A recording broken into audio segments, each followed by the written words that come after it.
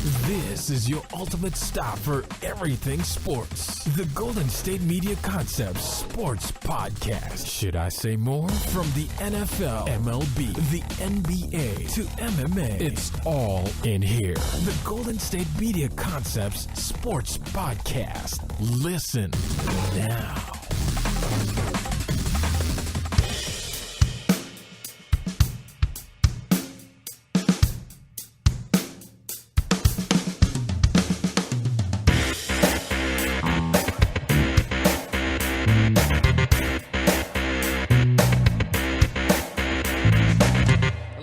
Tuning into the Golden State Media Concepts Sports Podcast, where we discuss the latest and greatest news in the world of sports. As always, I'm Alex. On my lone day today, as you remember, Ben is not here on Tuesdays and Thursdays. I hope you all had a very good Wednesday. I spent mine watching the season premiere, I should say, of the new season of American Horror Story. And if you watched that show, and you watched it last night, I hope you're not as confused as I am. It's just, interesting concept. It's concept and way to go about it, so I'm a little confused. But that's not what we're here to talk about today. What we're here to talk about today is sports. I'm going to update you on the scores of the Champions League matches from round 1 and week 1, in which we had Tuesday games that we talked about yesterday, the Wednesday games that took place yesterday as well, once we are off the air. After that, I will take a break, come back, and I will preview the first of our football games today, and that is going to be the number 6 Houston Cougars taking on the Cincinnati Bearcats. So I'll preview that one first, again, take a break, come back, and I will preview tonight's NFL action, the first Color Rush game of the year, I do believe. First technical Thursday night game of the year, excluding the opener between the Buffalo Bills and the New York Jets. So, pretty excited. Here we go. Going to get into it. And first things first, we have the UEFA Champions League Week 1 action did conclude yesterday. As we talked about in a show prior to those games starting, the Week 1 Tuesday game action. And we gave you the updates on those scores. So for those of you who don't watch soccer as much as the others, the Champions League yesterday had a total of 7 games because they had to play the Manchester City game yesterday because of a rain out the prior day. And that's actually a total of 9 games, not 7 games, excuse me. So starting with the Man City game, they did play Borussia Mönchengladbach. They scored 4 goals, Manchester City, on their way to a 4-0 win. Tottenham was defeated by Monaco. Real Madrid beat Sporting Lisbon. Real Madrid, of course, is Ronaldo's team. His original team would be Sporting Lisbon, so he went to face his original team. Juventus and Sevilla did draw 0-0. Leicester City had an impressive premiere in the Champions League, defeating Club Brugge 3-0. Legia Warsaw lost to Borussia Dortmund 6-0. Lyon faced Dynamo Zagreb. Were defeated 3-0. Porto and Copenhagen 1-1 draw. And CSKA Moscow and Bayer Leverkusen 2-2 draw. What was most impressive in terms of a win for me yesterday, everybody knew Man City would beat Mönchengladbach. People figured Real Madrid would win in their game against Sporting Lisbon. What was more impressive to me was the Borussia Dortmund win at a brisk 6-0 over Legia Warsaw. Very good game, if you ask me. For one team, I guess you could say. As the other probably had a pretty bad day. Another impressive one, again, was the Real Madrid Sporting Lisbon game. Not like you didn't think that they would win, but Ronaldo played very well, had a free kick goal, top corner of the box. It was very impressive there. And, I mean, the Man City game was impressive against Mönchengladbach. I mean, you would assume they were in place to win that game, but you never know. But they did look dominant. Now, for those of you who might not have watched or updated with the first games on Tuesday, Man City, again, did get postponed. Ludo Goretz and FC Basel did draw 1-1.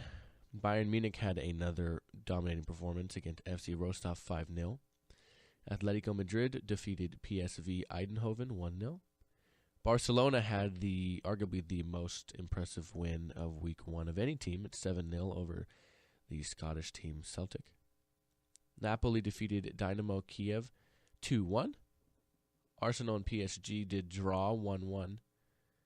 And Benfica and Besiktas did draw as well, 1-1.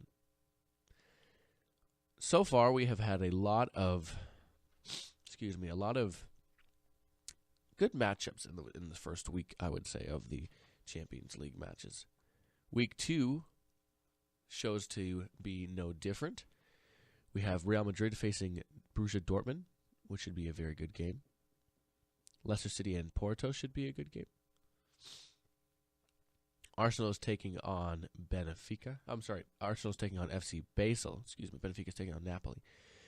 In a game, Arsenal in a game I know my sports co-host Ben will be keeping a brisk eye on, as he is a Arsenal fan.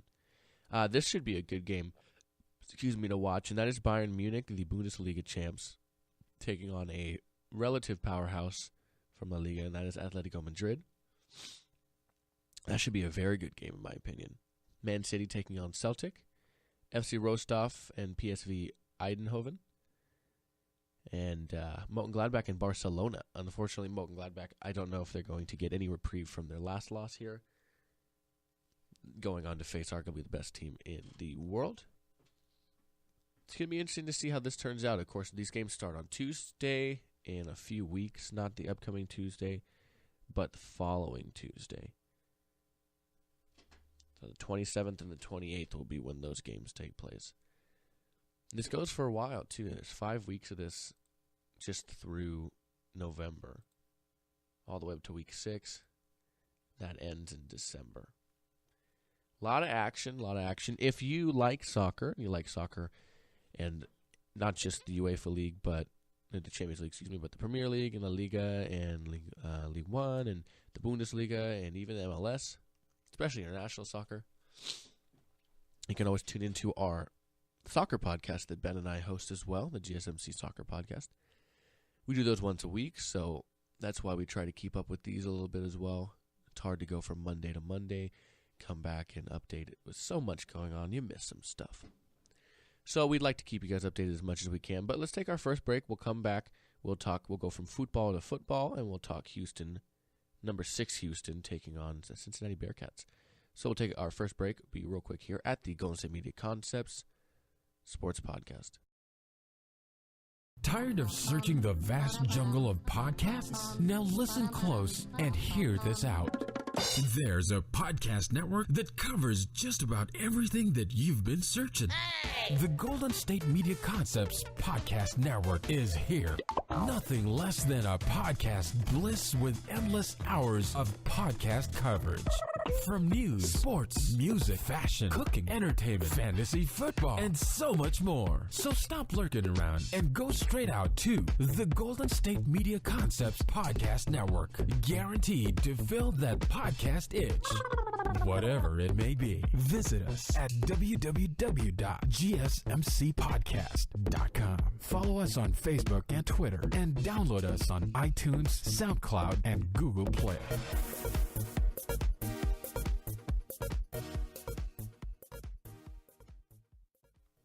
All right, we're back here at the Golden State Media Concepts Sports Podcast, and we're going to be discussing now the Houston Cougars traveling to face Cincinnati Bearcats. Both teams 2-0, but the big difference is Houston is ranked number 6 in the nation currently. They get Greg Ward Jr. back after missing one game due to an injury. In the first game, he was pretty good, 321 yards, 2 touchdowns. Now, the Bearcats quarterback isn't a slouch either. He's currently 510 yards passing and 5 touchdowns. Not exactly a bad player, Hayden Moore there out of Cincinnati. It's going to be interesting to see how this game goes. I currently, I currently have the Houston Cougars winning. You can look at it any way you'd like. Number 6 versus an unranked team. The Cincinnati Bearcats aren't bad, but they're not a team that goes around and just gets in slugfests with the top of the top in terms of ranked teams. I think that Houston can win this game pretty easily.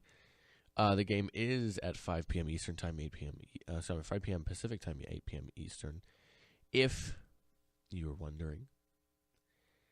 Last week, the Houston team did still look good, albeit without Heisman candidate Greg Ward Jr., who only returns to a team and makes them better, after missing a week in which they won 42-0 without him.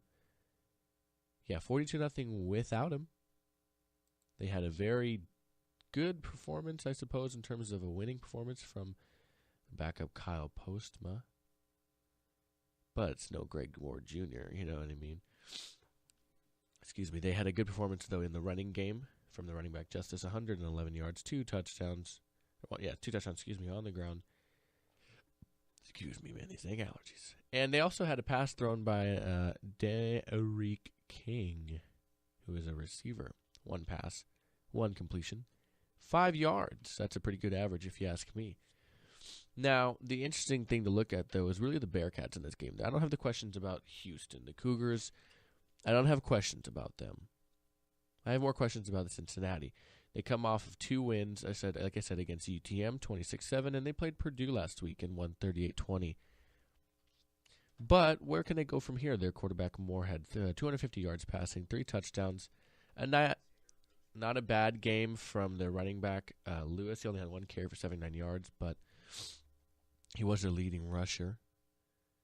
Khalil Lewis, is that being him. Mike Boone, who was their leading carrier on the night, had 18 rushes for 78 yards. So, look at it that way, I suppose. Khalil Lewis is a receiver, I believe.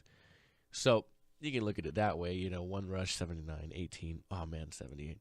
But the interesting thing to see really is how their defense is going to perform. They gave up 20 points to the Boilermakers. No offense to the Boilermakers, but their team is a little better than that, Houston. They did garner, though, 5 team interceptions in the game against Purdue from just one quarterback, David Blow. 401 yards passing and 2 touchdowns, but he did throw those 5 interceptions. So it's a team that we know can garner turnovers, but is that the product of who they play, or is that just a good defense? They didn't do much else in terms of a defense and stopping points. Again, 20 points given up. They had a plethora of receivers get catches there. Dominique Young, the leading receiver for Purdue, 136 yards on 8 receptions, followed by D'Angelo Yancey with 7 for 113. Both of those receivers getting touchdowns there as well. So, personally, I think the problem for this team here is really going to be their defense against a team that was good last week, and now they're good again this week. Oh, yeah, and they're just kind of getting their Heisman quarterback back. Greg Ward Jr. is something else, if you ask me. And I think they're in a place to really kind of run away with this one, in my opinion. I wouldn't be surprised if this was a blowout. I wouldn't be surprised if it was a little closer than a blowout, I suppose. Not close in any means of a defeat for Houston, but more so, I wouldn't be surprised if it was 42-14 maybe, or 20 or something along those lines. We did see a close upset, obviously, against Oklahoma week 1, when they were ranked 3, and then they've faced off against Lamar last week. And this is really, for a team that is ranked number 6 in the nation currently, this is a good matchup, I suppose, in terms of an opponent. But from here on, they don't really have a lot of challenges, if you ask me. Cincinnati is the next, like I said, this week, and the next game after this week is the Texas State Bobcats, who, I'm sure you can help with that. They face UConn, they face Navy, they face Tulsa, SMU, UCF. Louisville they faced the second to last week, and currently Louisville is playing very, very well. They're ranked number 10 in the nation, but who knows what that'll be at that time. But Houston is just, they are playing another level. They are definitely playing another level. Unfortunately, I won't be here to preview any games tomorrow. Baylor has a good game against Rice. The big one that everybody's looking forward to is the Saturday game, against FSU and Louisville. Number 10 Louisville taking on number 2 FSU. That's going to be a very good matchup in my opinion. We're going to see how these young quarterbacks do against one another. We have the basic matchups. Another ranked versus ranked matchup would be Ole Miss taking on Alabama, who was beaten by Ole Miss last year, I do believe. Mississippi State and LSU. Texas A&M taking on Auburn, which isn't necessarily a huge matchup in terms of the way Auburn has played, but Auburn has been a good team in the past, taking on a good 17-ranked Texas A&M team. We have another matchup between 2 ranked teams on Saturday, and that is MSU and Notre Dame. Michigan State taking on Notre Dame, 12 and 18 there. That should be a very good game in my opinion. And we have Ohio State University taking on Oklahoma. I believe that should be good too. And even though USC is no longer ranked, they are facing number 7 Stanford, and those games always seem to be very entertaining and watchable, in my opinion. Very good in that aspect. We'll see how Christian McCaffrey does in his second game of the year, having had a week off. Not really sure how they do that with how they decide to do that with their schedules, but yes, having a week off. This is a home game for Stanford as well. Washington has another lower level matchup, I suppose you could say, between them and Portland State. And then the last game of the weekend stretch will be Texas, now 11, taking on unranked Cal, who is having a little bit of an off year after the departure of number 1 overall pick to the NFL, Jared Goff. Now, speaking of the NFL, we're going to move in. We're going to preview tonight's game between the Buffalo Bills and the New York Jets. But first, I'm going to take our last break here at the Golden State Media Concept Sports Podcast. You guys don't go anywhere. We'll be right back to talk NFL football. I'm pretty excited. This should be a good game.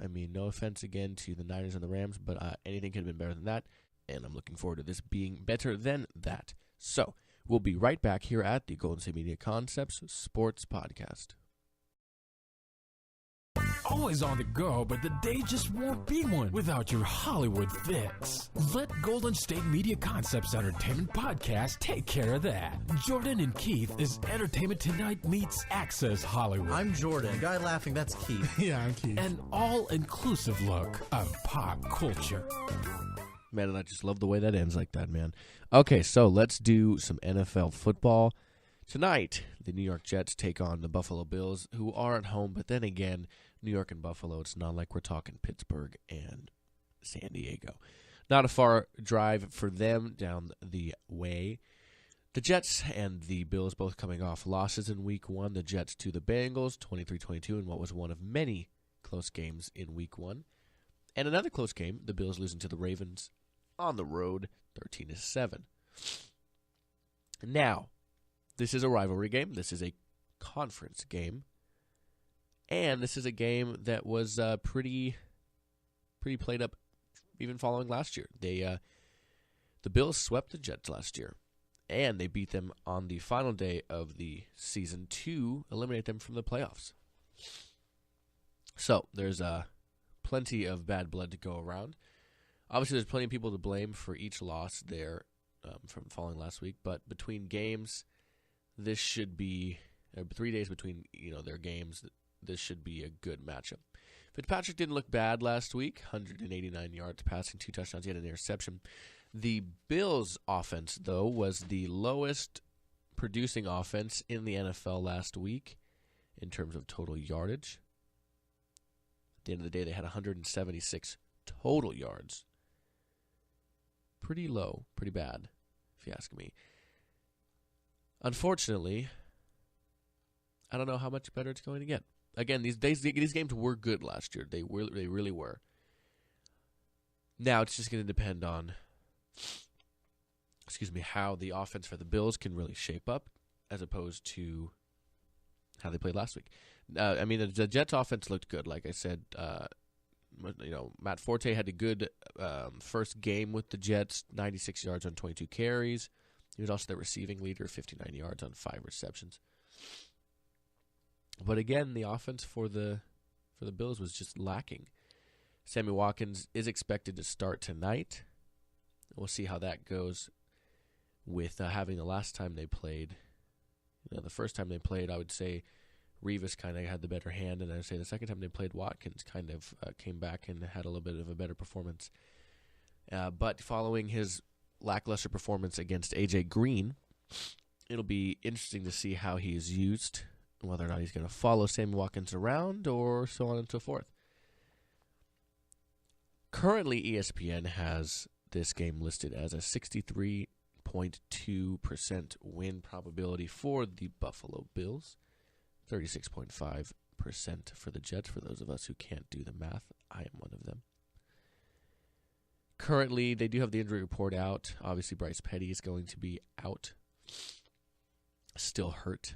And on the inactive list, I would imagine Hackenberg will probably be on there too. Maybe. I don't know if he's dressing. Jordan Jenkins is doubtful. And then Bruce Carter, Muhammad Wilkerson, and David Harris are all questionable. And then everybody on the injury list for the Bills is questionable. Charles Clay, Cardell Jones, even though I don't expect him to suit up.